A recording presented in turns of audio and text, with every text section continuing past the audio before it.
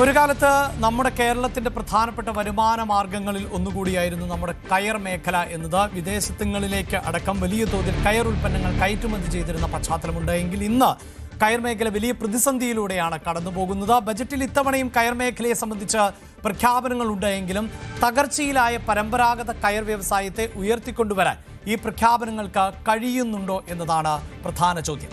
പ്രത്യക്ഷമായും പരോക്ഷമായും 3 ലക്ഷം തൊഴിലാളികൾ ജോലി ചെയ്യുന്ന മേഖലയാണ് ഇത്. എന്താണ് ഇപ്പോൾ ഈ മേഖലയിൽ സംഭവിക്കുന്നത്? കേരളത്തിലെ ഏറ്റവും പഴക്കം ചെന്ന ന്യൂ മോഡൽ സൊസൈറ്റി പോലും പൂട്ടലിന്റെ വക്കിൽ ആണ്. ഈ 5 വർഷക്കാലം ഏറ്റവും വലിയ ദുരിതകാലം എന്നാണ് തൊഴിലാളികൾ തന്നെ സാക്ഷ്യപ്പെടുത്തുന്നത്. ബജറ്റിന്റെ തൊട്ടടുത്ത ദിവസം സമരത്തിലേക്ക് നീങ്ങുകയാണ് CITU ഒഴികെയുള്ള തൊഴിലാളി സംഘടനകൾ. ബജറ്റിൽ ആകർഷകമായ പ്രഖ്യാപനങ്ങളൊക്കെ വന്നു കഴിഞ്ഞു. എന്നാൽ ആലപ്പുഴയിലെ പരമ്പരാഗത വ്യവസായമായ കയർ തൊഴിലാളികൾ സമരത്തിലേക്ക് പോവുകയാണ്.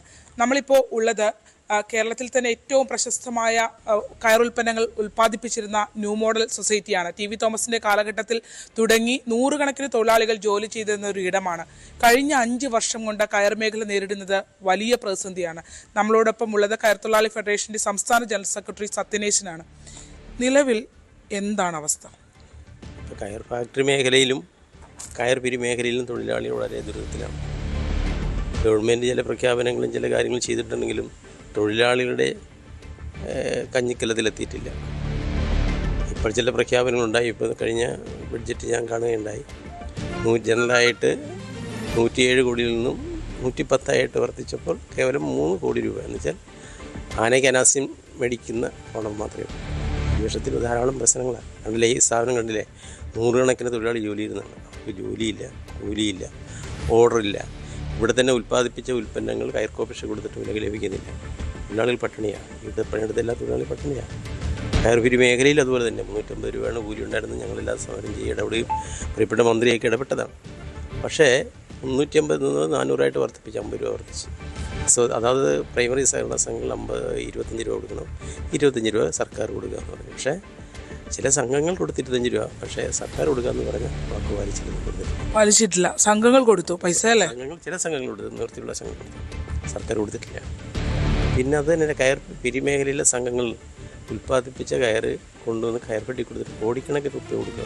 കയർ ഫെഡ് കൊടുക്കാനുണ്ട്. എത്ര രൂപയോളം വരും ഏകദേശം? ഒരു സഹകരണ സംഘങ്ങൾക്ക് 150 കോടിയിൽ പരം രൂപ കിട്ടാനുണ്ട്. അങ്ങനെ സഹകരണ സംഘങ്ങളുടെ പ്രവർത്തനം ഇത് മൊത്തത്തിൽ അവതാളത്തിലായി. ഇത്രയും കോടി രൂപ അവർക്ക് എങ്ങനെ റോൾ ചെയ്യാൻ പറ്റും? അവർ കടം വാങ്ങിച്ചും അവിടെ സെക്രട്ടറി ആയിരിക്കുന്നവർ അവരുടെ കയ്യെ കിടക്കുന്ന വളയും മാലയൊക്കെ പണയം വെച്ചാണ് ചൈരിയെടുത്ത് കയർ പിരിക്കുക. കയർ തൊഴിലാളിക്ക് 350 രൂപ കൊടുക്കാൻ കഴിയുന്നില്ല. അഡ്വാൻസ് ആയിട്ട് കൊടുക്കും, കിട്ടുമെന്നുള്ള പ്രതീക്ഷയാണ്. ഗവൺമെൻറ്റൊക്കെ പരിശ്രമിക്കുന്നുണ്ട്, പിന്നെ കയർ മന്ത്രി പരിശ്രമിക്കുന്നുണ്ട്, പറഞ്ഞു. പക്ഷേ ഫലത്തിലില്ല. ധനകാര്യമാണ് കൈകാര്യം ചെയ്യേണ്ടത്. കഴിഞ്ഞ തവണ തോമസ് ഐസക് സഖാവ് അതുപോലെ G. സുധാകരൻ സഖാവ് ചെയ്ത പോലെ ഒരു കാര്യവും ചെയ്യാൻ കഴിയുന്നില്ല. ഭയങ്കര കഷ്ടപ്പാടാണ്. ഇപ്പോൾ ഞങ്ങൾക്ക് പണിയില്ല. ഒരാഴ്ച 3-4 ദിവസം പണിയുള്ളൂ.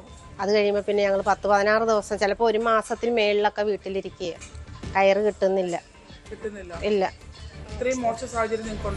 ഇല്ല ഇല്ല.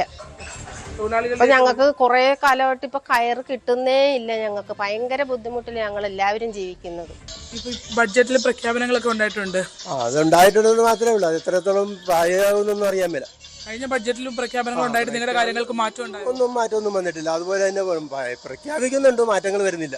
അതിൽ നിന്ന് മോശമാവുകയാണ് സാഹചര്യം. മോശമാണ് ചെയ്തിട്ടുള്ളത്, അല്ലാതെ നന്നായിട്ടില്ല. എന്നാൽ കയർ ഫാക്ടറി തൊഴിലാളികളാണ് ഈ രംഗത്ത് ഏറ്റവും കൂടുതൽ അഭിനയിക്കുകയും പാർട്ടികളിലൊക്കെ കൂടി നിൽക്കുകയും എല്ലാം ചെയ്തിട്ടുള്ള തൊഴിലാളികളാണ്. ആ തൊഴിലാളികൾക്ക് ഇപ്പോൾ ഒരു രക്ഷയില്ല. തൊഴിലാളികളെ മറന്നതായി തോന്നുന്നുണ്ട്. ഇനി ഒരു വിധത്തിൽ പറയുന്നത് മറന്നതായിട്ടാണ് തോന്നുന്നത്. അത് അതിൻ്റെതായിട്ടുള്ളൊരു ഭാഗമുണ്ട്. ഇപ്പം നമ്മുടെ ഈ 2ാം സർക്കാർ വന്നു കഴിഞ്ഞപ്പോൾ കയറിൻ്റെ മേഖല ഭയങ്കരമായിട്ട് പുറകോട്ട്. ഈ കയറിൽ മെച്ചപ്പെട്ടത് നമ്മുടെ സുധാകരൻ സാർ ഇരിക്കുമ്പോഴാണ്, കയർ മന്ത്രിയായിട്ട് ഇരിക്കുമ്പോഴാണ് ഇത് മെച്ചപ്പെട്ടത്. എന്നാണ് ഈ വിരമിക്കുന്ന തൊഴിലാളികൾക്ക് പെൻഷൻ കൊടുക്കാൻ പറ്റത്തില്ല, കമ്പനി സൊസൈറ്റി കൊടുക്കാൻ പറ്റില്ല, അതിൻ്റെ സാമ്പത്തികശേഷിയില്ല.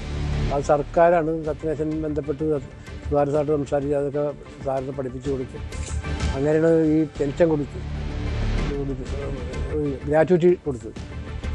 അത് കഴിഞ്ഞ് തുടർച്ച ഐസക് സാർ വന്നു കഴിഞ്ഞപ്പോഴും തുടർന്ന് അങ്ങനെ തന്നെ കൊണ്ടുപോയത്. കയറിൻ്റെയും ധനവകുപ്പും ഐസക് സാറായിരുന്നു. അത് കാരണം തൊഴിലാളിക്ക് ഈ റിട്ടയർമെൻറ്റ് വേതനം കൊടുത്തായിരുന്നു. ഇപ്പം ഇപ്പോഴത്തെ മന്ത്രിസഭയിൽ കയറേണ്ടത് രാജീവ് അതേക്കുറിച്ച് ഒന്നും തന്നെ പഠിക്കുന്നില്ല. വലിയ ഫാക്ടറിയെക്കുറിച്ചൊക്കെയാണ് പഠിക്കുന്നത്. പരമ്പരാഗത വ്യവസായം എന്ന് പറയുന്ന കയറ്, കൈത്തറി, കശുവണ്ടി, മത്സ്യം അതുപോലുള്ള ആധുനിക പരമ്പരാഗത വ്യവസായത്തെക്കുറിച്ച് യാതൊരുവിധ പഠനവും നടത്തി അവരെ നിലനിർത്തുന്നതിന് വേണ്ടിയിട്ട് ഒരു പ്രവർത്തനവും നടത്തുന്നില്ലെന്നുള്ളതാണ് എൻ്റെ ഒരു അഭിപ്രായം. അതോടൊപ്പം തന്നെ എല്ലാ കാലത്തും ഇടതുപക്ഷത്തോട് ചേർന്ന് നിൽക്കുന്ന ഈ പറഞ്ഞ പരമ്പരാഗത വ്യവസായത്തിലെ അതിലെ തൊഴിലാളികളും അതിൻ്റെ അനുബന്ധ പ്രവർത്തകരുമൊക്കെയാണ് ഈ ഇടതുപക്ഷത്തിന് വേണ്ടി പണിയെടുക്കുകയും പ്രവർത്തിക്കുകയും ചെയ്യുന്നത്. അതുകൊണ്ട് അത്തരം അവരെ ആ പരമ്പരാഗത വ്യവസായത്തിലുള്ള മുഴുവൻ തൊഴിലാളികളെയും നിലനിർത്തുന്നതിന് ആവശ്യമായ നടപടികൾ അടിയന്തരമായി ഈ ഇടതുപക്ഷ ഗവൺമെൻറ് നടപ്പിലാക്കണം എന്നാണ്, അതിനുള്ള പ്രവർത്തനം നടത്തണമെന്നാണ് എനിക്ക് പറയാനുള്ളത്. ഇടതുപക്ഷം വീണ്ടും വരും, അതിന് തർക്കമൊന്നുമില്ല.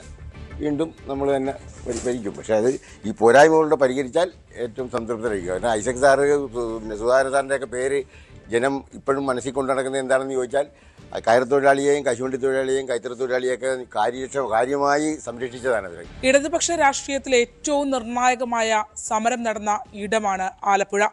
ആലപ്പുഴയിലെ കയർ തൊഴിലാളികൾ നടത്തിയ മുന്നേറ്റമാണ് പിന്നീട് EMS സർക്കാർ അടക്കമുള്ള ഇടതുപക്ഷ സർക്കാരിലേക്ക് വഴിതെളിച്ചതും. ഇപ്പോൾ ആ ഇടതുപക്ഷ സർക്കാർ ഭരിക്കുന്ന കാലഘട്ടത്തിൽ ഏറ്റവും അധികം പ്രതിസന്ധി നേരിടുന്നത് ആലപ്പുഴയിലെ കയർ തൊഴിലാളികളാണ്. ആലപ്പുഴയിൽ നിന്നും ശരണ്യ സ്നേഹജൻ, ന്യൂസ് 18.